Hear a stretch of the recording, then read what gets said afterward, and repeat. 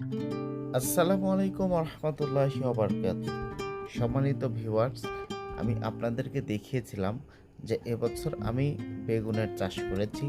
আর বেগুন গাছের মধ্যে প্রচুর পরিমাণে ঘাস জন্মেছিল, যে ঘাসগুলো কিন্তু ওষুধের মাধ্যমে আমরা নিঃসরণ করার চেষ্টা করেছিলাম। আলহামদুলিল্লাহ, মাত্র ১ সপ্তাহের মধ্যে পুরো জমির মধ্য থেকে ঘাসটাকে আমরা নিঃসরণ করতে পেরেছি এবং সেই জমিতে আমরা প্রথমবারের মতো সার ছিটাচ্ছি।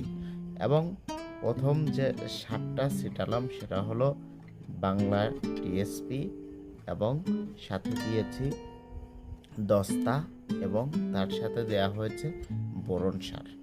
তিনটাকে একত্রিত করে জমির মধ্যে ছিটিয়ে দেয়া হচ্ছে।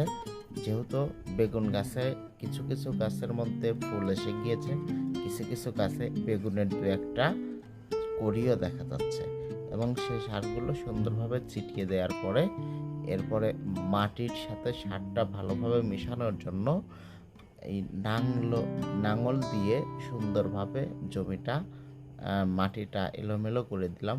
সারগুলো মাটির সাথে মিশিয়ে দিলাম যাতে করে সারগুলো গলতে সুবিধা হয়।